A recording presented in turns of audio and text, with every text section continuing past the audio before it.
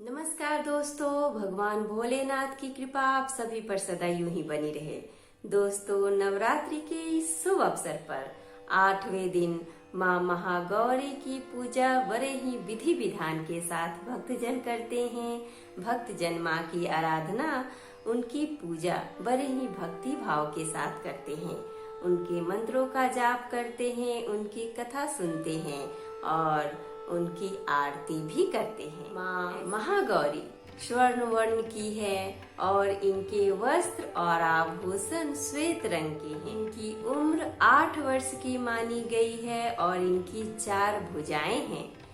वृषभ पर सवारी होने के कारण इनको वृषभ रूढ़ा भी कहा जाता है। सफेद वस्त्र धारण करने के कारण इन्हें श्वेतांबरी भी कहा जाता है। नवरात्र पर्व पर दुर्गाष्टमी के दिन कुंवारी कन्याओं का पूजन किया जाता है, जिसे कंचन कहा जाता है। इस पूजन में 9 साल की कन्याओं का पूजा करने का विधान है और माँ महागौरी 8 वर्ष की हैं। दोस्तों, ऐसा माना जाता है कि कन्या पूजन करने से भक्तजन के जीवन से सभी कष्ट दूर हो जाते हैं और उन्हें मनोवांछित फल की प्राप्ति होती है। आदि शक्ति देवी दुर्गा की पूजा करने से हमारे जीवन में आ रहे सभी ग्रह दोष नष्ट हो जाते हैं।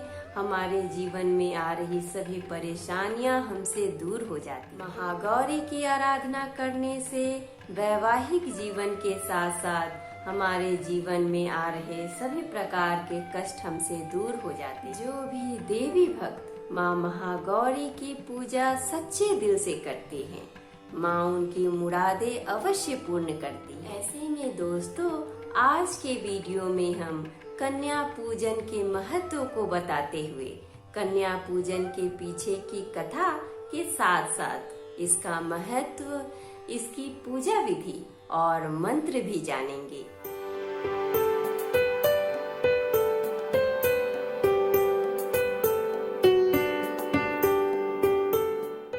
नमस्कार दोस्तों, मैं शिल्पी आप सभी का तहे दिल से स्वागत करती हूँ अपने YouTube चैनल कथा कहानी शिल्पी की जुबानी में। दोस्तों, इस चैनल के माध्यम से मैं आप सभी को हर तरह की कथा और कहानी सुनाऊंगी।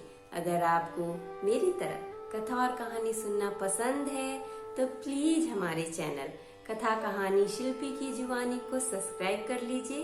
और हाँ दोस्तों, अगर आपकी भी कोई कथा और कहानी है तो हमें कमेंट बॉक्स में कमेंट करके जरूर बताइएगा। तो चलिए दोस्तों, बैठे बैठे क्या करें, करना है कुछ काम।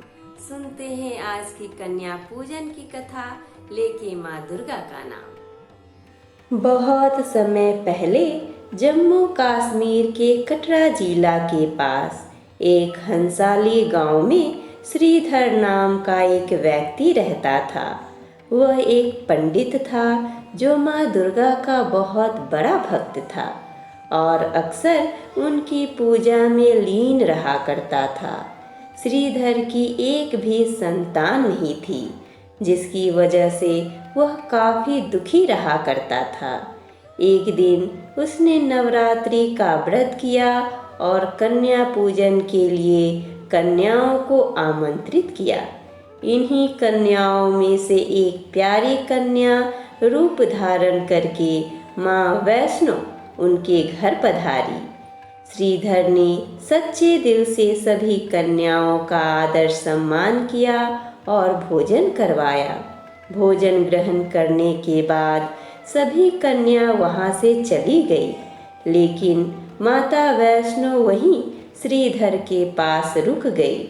उस छोटी कन्या ने श्रीधर को भंडारा रखवाने का और पूरे गांव को आमंत्रित करने का आदेश दिया।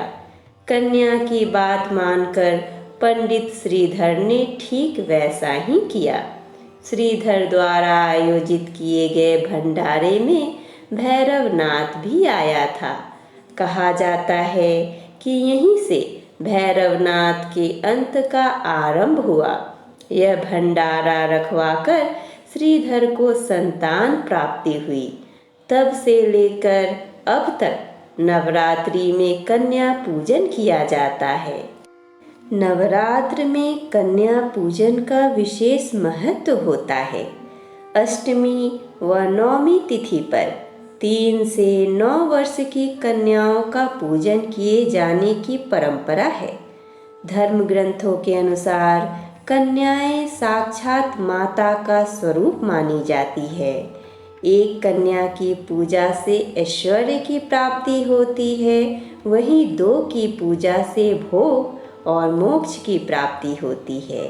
3 कन्याओं की पूजा अर्चना से धर्म, अर्थ व काम की प्राप्ति होती है, वहीं 4 कन्याओं की पूजा से राज्य पद की प्राप्ति होती है।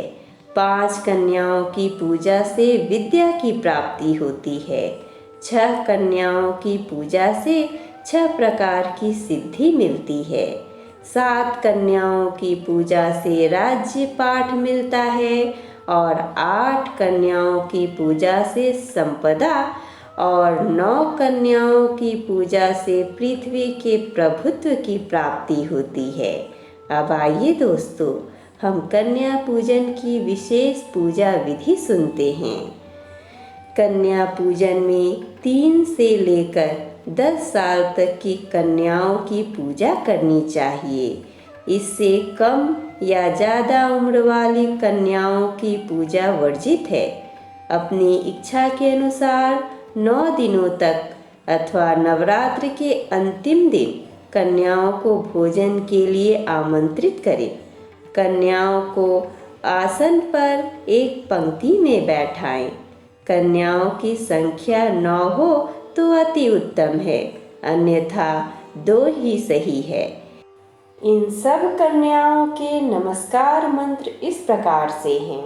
ओम कौमार्य नमः, ओम त्रिमूर्ते नमः, ओम कल्याणे नमः, ओम रोहिण्ये नमः, ओम कालिकाय नमः, ओम चंडिकाय नमः, ओम सांभवे नमः, ओम दुर्गाय नमः, ओम सुभद्राय नमः। इसके बाद उन्हें रुचि के अनुसार भोजन कराएं। भोजन में मीठा अवश्य हो, इस बात का ध्यान रखें। भोजन के बाद कन्याओं के पैर धुलाकर विधिवत कुमकुम से तिलक करें तथा दक्षिणा देकर हाथ में फूल लेकर यह प्रार्थना करें। मंत्राक्षरमयी लक्ष्मी मातृनाम रूपधारिणीं नवदुर्गात्मिका साक्षात् कन्यामावाहयाम्यहम्। जगत पूज्ये जगद्वंदे सर्वशक्ति स्वरूपिणी पूजां गृहान कौमारी जगन्मातर्नु नमोस्तुते।